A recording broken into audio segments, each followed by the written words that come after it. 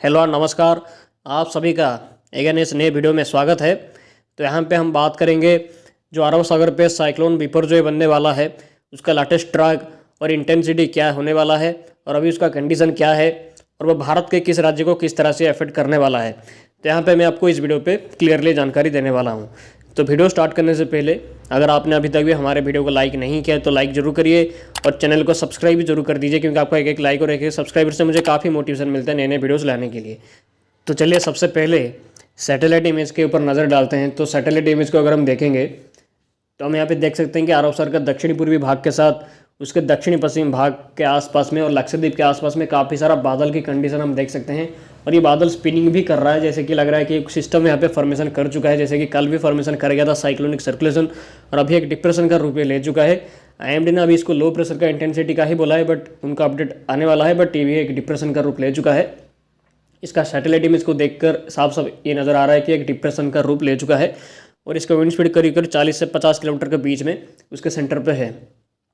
और बंगाल की खाड़ी का म्यांमार के आसपास भी एक सिस्टम यहाँ पे दिखाई दे रही है, ये भी एक लो प्रेशर टाइप का कोई इंटेंसिटी पकड़ चुका है। बट जो अरब सागर का सिस्टम है वो ज़्यादा से ज़्यादा इंटेंसिफाई करेगा और अगले 24 घंटे में इस साइक्लोनिक स्टॉर्म का रूप भी लेने का संभावना काफ़ी ज़्यादा दिखाई दे रही है। वही बंगाल की खाड़ी का सिस्टम के बारे में बात करें तो ये लो प्रेशर से ज़्यादा का इंटेंसिटी हासिल नहीं कर पाएगा, क्योंकि लैंड के ऊपर है, इसीलिए इसका इंटेंसिफाई नहीं होगा। इसका अनुमान पहले से ही किया गया था कि इसका साइक्लोन बनने का संभावना बहुत ही कम है और उसी के हिसाब से प्रेडिक्शन के हिसाब से बिल्कुल सही हुआ है। इसका साइक्लोन बनने का संभावना नहीं है, अभी तो डिप्रेशन बनने का भी संभावना नहीं है, क्योंकि सी के ऊपर नहीं है, लैंड के ऊपर है। तो इसका effect only north east India के साथ म्यांमार बांग्लादेश एरिया में आपको देखने को मिल सकता है रेनफॉल के रूप में। और अभी सैटेलाइट इमेज को देखकर जो नज़र आ रहा है उसके हिसाब से एक ही बात हम बोल सकते हैं कि केरला के साथ कर्नाटका के कोस्टल एरिया पे हम यहाँ पे बादल की कंडीशन भी देख सकते हैं, क्योंकि ये monsoonal activity pre monsoonal activity rain भी एक तरीके से बोल सकते हैं, क्योंकि अगले 24 घंटे के अंदर हो सकता है कि मानसून का अनसेट भी हो सकता है केरला में। इसका संभावना अभी के टाइम पे ज़्यादा है और ये सिस्टम अगले 24 घंटे में साइक्लोनिक स्टॉर्म का रूप लेने का संभावना भी बहुत ज़्यादा है और इसके बाद भी ज़्यादा से ज़्यादा इंटेंसिफाई करेगा और 48 घंटे से 72 घंटे के अंदर इसका इंटेंसिटी एक वेरी सीवियर साइक्लोन से लेकर एक्सट्रीमली सीवियर साइक्लोनिक स्टॉर्म का इंटेंसिटी हासिल करने का संभावना बहुत ज़्यादा अभी दिखाई दे रही है। क्योंकि अरब सागर का जो यहाँ पे जो इस तरह से ट्रैक जो फॉलो करेगा उसके बाद उसका जो जहाँ से वो गुजरेगा वहाँ पे SST यानी कि सी सरफेस टेम्परेचर काफ़ी ज़्यादा है, 32 डिग्री से भी ज़्यादा कुछ कुछ एरिया में है, जो कि काफ़ी ज़्यादा स्ट्रॉन्ग है इंटेंसिटी को इंक्रीज करने के लिए। तो उम्मीद है कि इसका इंटेंसिटी बहुत ज़्यादा रैपिडली होने वाला है अगले 24 से 48 घंटे के अंदर। बट अभी इसका ट्रैक क्या रहेगा और मॉडल्स इसके बारे में क्या दिखा रहे हैं इसके बारे में चलिए नज़र डालते हैं। तो अगर इस मैप के ऊपर नज़र डालेंगे तो ये जो मैप है ये अभी का लेटेस्ट लाइव मैप है। तो इसमें अगर हम देखेंगे तो ये जो सिस्टम है इसी जगह के आसपास है, इसका जो प्रेशर फॉल है वो 1004 HPA के आसपास है, जो कि इंडिकेट कर रहा है कि सिस्टम की डिप्रेशन का रूप ले चुका है।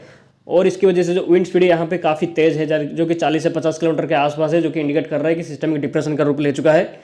और इसकी वजह से जो साउथ वेस्टर्न विंड भी केरला के आसपास में धीरे धीरे करके जाना लगा है, जो कि इंडिकेट कर रहा है कि मानसून का अनसेट जल्द ही केरला के हिस्से में हो जाएगा। और ये सिस्टम को विंड को देख यही लग रहा है कि सिस्टम ज़्यादा से ज़्यादा इंटेंसिफाई करने की कोशिश कर रहा है। इसका चारों ओर का विंड स्पीड तेज़ी से घुमा रहा है, जो कि सिस्टम का इंटेंसिफिकेशन करने के लिए काफ़ी ज़रूरी होता है।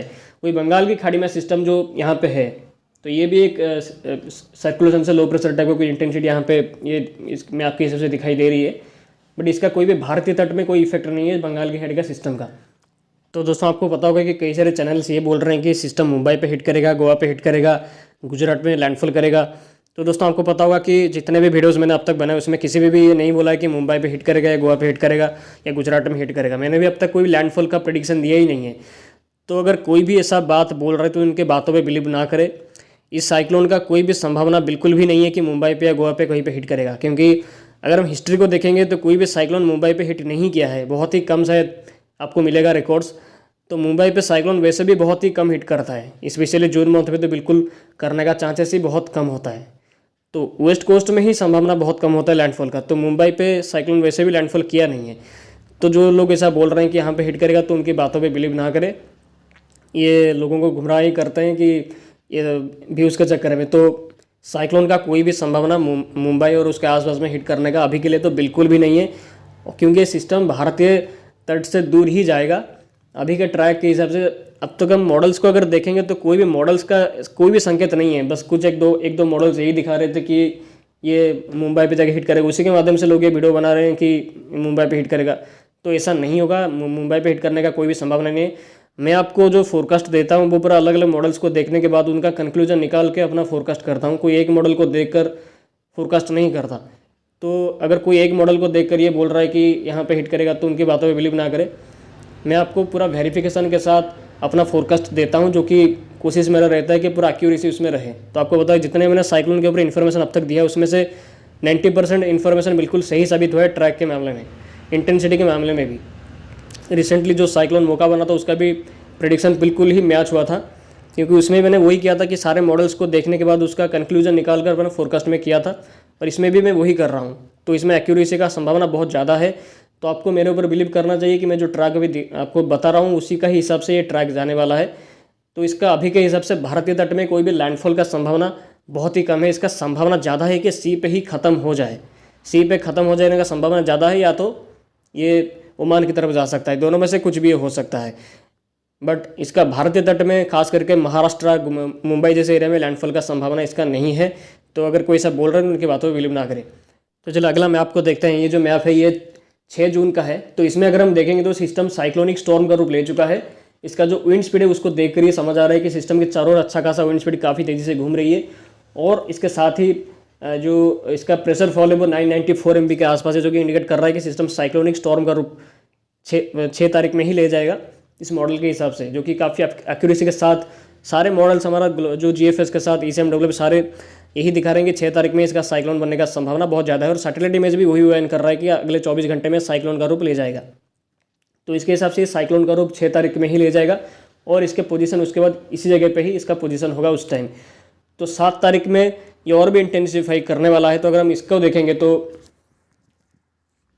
7 तारीख में जो सिस्टम है और भी ज़्यादा इंटेंसिफाई करता हुआ दिखाई दे रही है। और बंगाल की खाड़ी का जो सिस्टम है वो भी लो प्रेशर टाइप की इंटेंसिटी म्यांमार कोस्ट के आसपास में होके दिखाई दे रहा है। बट उसका कोई भारतीय तट में इफेक्ट नहीं है, वो म्यांमार को ही अफेक्ट करेगा। बट यहाँ पे जो अरब सागर सिस्टम है वो केरला के कई हिस्सों में मॉनसूनल फ्लो को काफ़ी स्ट्रॉन्ग करता हुआ दिखाई दे रही है। इसके साथ ये सिस्टम का जो प्रेशर फॉल है वो 985 MB के आसपास, जो कि इंडिकेट कर रहा है कि सिस्टम सीवियर साइक्लोनिक स्टॉर्म का इंटेंसिटी पकड़ सकता है 7 तारीख में इस मॉडल के हिसाब से। और इसके बाद भी वो इंटेंसिफाई लगातार करता रहेगा और उत्तरी डायरेक्शन पे से आगे जाएगा दोनों ही सिस्टम। तो 8 तारीख के ऊपर अगर हम देखेंगे तो 8 तारीख में, तो इस 8 जून के मैप को अगर हम देखेंगे तो इसके हिसाब से हम देख सकते हैं कि जो इसका प्रेशर फॉल है वो 983 MB के आसपास है, जो कि इंडिकेट कर रहा है कि सिस्टम और ज़्यादा इंटेंसिफाई सी पे करने की कोशिश कर रहा है, क्योंकि SST की वजह से उसको काफ़ी ज़्यादा मॉइस्चर मिलेगा इंटेंसिफाई करने के लिए। और शेयर भी अभी अरब सागर पे लो ही है। तो ये 8 जून के आसपास एक वेरी सीवियर साइक्लोनिक स्टॉर्म का रूप ले सकता है इस मॉडल के हिसाब से। तो ये चित्र को देखकर ये साफ साफ समझ आ रहा है कि सिस्टम कितना इंटेंसिफाई करने की कोशिश अभी कर रहा है। 8 जून के आसपास इसका जो इस चित्र को देखकर ही समझ आ रहा है कि इसका इंटेंसिटी कितना ज़्यादा हाई होने की कोशिश ये सिस्टम अरब सागर पे करने की कोशिश कर रहा है। तो 9 जून को अगर हम देखें तो 9 जून पे सिस्टम और भी ज़्यादा इंटेंसिफाई करने की कोशिश अभी करने लगा है। तो 9 जून पे अगर हम देखेंगे तो 9 जून का ये जो मैप है इसमें अगर हम प्रेशर को देखेंगे तो ये जो प्रेशर है वो 975 MB के आसपास, जो कि इंडिकेट कर रहा है कि system very severe cyclonic storm का भी ऊपरी श्रेणी पे जाने की कोशिश इस टाइम पे करने की कोशिश करेगा, क्योंकि समंदर पे कंडीशन काफ़ी अच्छा है सिस्टम को रैपिड इंटेंसिफाई करने के लिए। ये मैं आपको पहले से बोल रहा हूँ कि सिस्टम का रैपिड इंटेंसिफिकेशन करने का संभावना बहुत ज़्यादा है। वही बंगाल की खाड़ी का सिस्टम को यहाँ पे अगर देखेंगे तो ये जो यहाँ पे सिस्टम है ये कि वेल मार्क टाइप का कुछ दिखाई दे रही है, वो अभी भी वो म्यांमार के कोस्ट के आसपास ही है। बट इसका भी कोई भारतीय तट में कोई इफेक्ट नहीं है। ये वही उत्तरी डायरेक्शन पे आगे जाके नॉर्थ ईस्ट इंडिया को थोड़ा अफेक्ट कर सकता है, बारिश की एक्टिविटी थोड़ा बढ़ा सकता है 11 से 15 के बीच में। जो अरब सागर का सिस्टम है वो और ज़्यादा इंटेंसिफाई करेगा। और अभी के हिसाब से 9 तारीख तक सी पे ही रहने का संभावना इसका ज़्यादा है।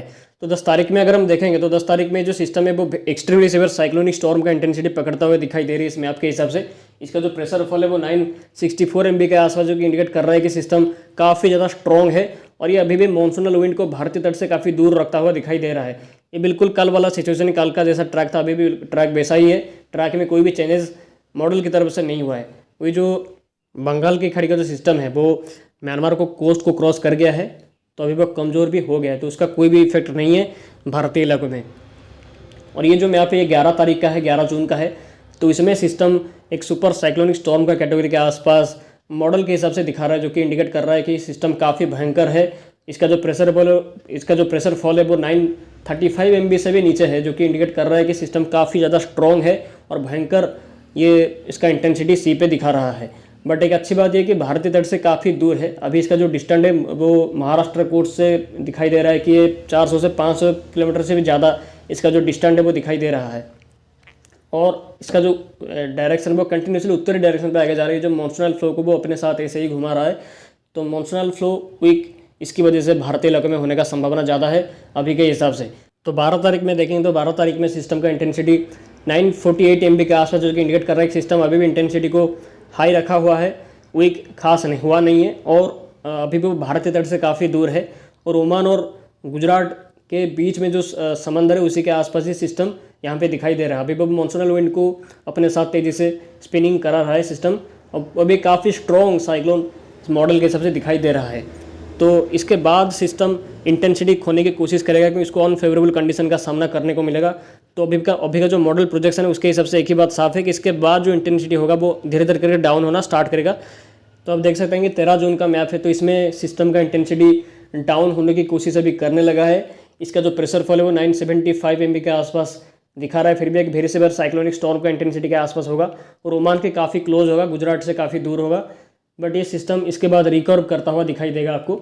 तो 14 तारीख को अगर हम देखेंगे तो 14 तारीख में, तो ये मैप 14 तारीख का ही है, तो इसमें अगर हम देखेंगे तो 14 तारीख में सिस्टम अपने इंटेंसिटी को पूरी तरह से खोने की कोशिश कर रहा है और ओमान को स्किप करते हुए ये नॉर्थ ईस्ट डायरेक्शन पे रिकवर करने की कोशिश अभी कर रहा है, जो कि पाकिस्तान की ओर जाने का संभावना इस मॉडल के हिसाब से दिखा रहा है।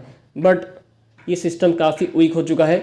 इसका जो प्रेशर फॉल है वो 980 MB के आसपास दिखा रहा है, जो कि इंडिकेट कर रहा है कि सिस्टम इतना इंटेंसिटी हासिल करने के बाद अभी काफ़ी वीक हो गया, एक सीवियर साइक्लोनिक स्टॉर्म का इंटेंसिटी जैसा दिखा रहा है इस मॉडल के हिसाब से। तो इसके बाद का अगर मैप देखेंगे तो इसमें और भी ज़्यादा कमज़ोर होता हुआ आपको ये सिस्टम दिखेगा। तो ये 15 तारीख का मैप है, तो इसमें अगर हम देखें तो पाकिस्तान के आसपास ये सिस्टम ऑलमोस्ट पहुंच चुका है, बट ये काफ़ी वीक हो चुका है। अभी डिप्रेशन का इंटेंसिटी जैसा कुछ दिखाई दे रहा है, मतलब ज़रा सिस्टम इतना कमज़ोर हो गया है कि मतलब यहाँ तक आता है डिप्रेशन का रूप ले गया है, जो कि इंडिकेट कर रहा है कि जो उत्तरी डायरेक्शन पे आगे जाने के बाद अगर ये पाकिस्तान या भारत की तरफ मुड़ता है तो इसका इंटेंसिटी काफ़ी कमज़ोर हो सकता है, क्योंकि SST थोड़ा लो होगा वहाँ पे और उसको थोड़ा सा हाई शेयर का सामना भी करना पड़ सकता है, जिस वजह से सिस्टम रैपिडली वीकनिंग हो सकता है अभी के हिसाब से। तो अगर ऐसा ट्रैक फॉलो करता है, अगर ऐसे वीक होता है तो उसका कोई भी खतरा किसी भी एरिया पे हमें देखने को नहीं मिलेगा। कोई अगर बड़ा साइक्लोन बन भी जाता है तो भी वो लैंड को हिट करने से पहले पूरी तरह से कमज़ोर हो सकता है, सी पे भी खत्म हो सकता है। इसी का ही प्रेडिक्शन मैंने पहले किया था कि सी पे खत्म होने का संभावना इसका ज़्यादा है, 50% से भी ज़्यादा संभावना है कि सी पे खत्म हो सके। इसीलिए मैंने अब तक कोई भी लैंडफॉल का प्रेडिक्शन अब तक किया नहीं है कि कहीं पे लैंडफॉल करेगा या नहीं करेगा, क्योंकि इसका संभावना ज़्यादा है कि सी पे डिसिपेट हो सकता है या सी पे पूरी तरह से अपना ताकत को खो सकता है। तो अभी का जो प्रोजेक्शन है वो लगातार यही दिखा रहा है कि ये सिस्टम लैंड के आसपास आते आते पूरी तरह से कमज़ोर हो जाएगा। इस मैप को देख कर समझ आ रहा है कि ये 15 तारीख का मैप है, तो इसमें प्रेशर फॉल 991 MB के आसपास दिखा रहा है, जो कि इंडिकेट कर रहा है कि सिस्टम काफ़ी कमज़ोर हो चुका है, कि डिप्रेशन जैसा इंटेंसिटी दिखा रहा है, कि साइक्लोन भी नहीं है ये अभी के टाइम पे 15 तारीख में मैप के हिसाब से। बट GFS मॉडल को अगर हम देखें तो GFS मॉडल थोड़ा सा अलग फोरकास्ट कर रहा है। तो GFS मॉडल को अगर हम देखें तो यहाँ पे देख सकते हैं कि GFS मॉडल सिस्टम को और भी ज़्यादा इंटेंसिफाई कराते हुए सिस्टम को नॉर्थ वेस्ट की तरफ कंटिन्यूसली ढकेल रहा है, जो कि इंडिकेट कर रहा है कि ये ओमान के आसपास जाके हिट कर सकता है। तो दोनों मॉडल्स में ट्रैक को लेकर थोड़ा सा अनक्लियर है, बट उम्मीद है कि सिस्टम ओमान के आसपास अगर जाता है तो ज़्यादा स्ट्रॉन्ग हो सकता है। अगर रिकवर करके पाकिस्तान या गुजरात के आसपास अगर ऐसे ट्रैक फॉलो करते हुए गया तो ये कमज़ोर हो सकता है अभी के हिसाब से। जो 2019 पे वायु साइक्लोन बना था बिल्कुल वैसा ही ट्रैक फॉलो कर सकता है, उत्तरी डायरेक्शन आगे जाएगा, उसके बाद ये कमज़ोर हो सकता है। बिल्कुल वायु साइक्लोन भी वैसा ही कंडीशन उसका हुआ था, उसको भी अनफेवरेबल कंडीशन का सामना करना पड़ा था, इसी वजह से सिस्टम रैपिडली वीकनिंग हो गया था और गुजरात को हिट करने से पहले पूरी तरह से कमज़ोर हो गया था। तो इसका संभावना अगर ऐसा ट्रैक फॉलो करता है तो इसका संभावना ECMW मॉडल के हिसाब से जो दिखा रहे हैं ऐसा ही कंडीशन इसका हो सकता है, पूरी तरह से लैंड को हिट करने से पहले वो कमज़ोर हो सकता है। अभी का प्रोजेक्शन के हिसाब से यही है, बट इसका ट्रैक अगर ओमान की तरफ रहा तो ये स्ट्रॉन्ग हो सकता है अभी के हिसाब से। अब देखने वाली बात यह है कि अगले 24 घंटे के बाद इसका ट्रैक में और क्या चेंजेस होता है और इंटेंसिटी में क्या चेंजेस हो। बट अभी के हिसाब से इसका ट्रैक कुछ ऐसा ही रहने वाला है जैसा मैंने अभी आपको बताया, और इसका लैंडफॉल से पहले कमज़ोर होने का संभावना भी काफ़ी ज़्यादा अभी के टाइम पे दिखाई दे रहा है। तो इसके बारे में मैं कल भी आपको अपडेट करूँगा।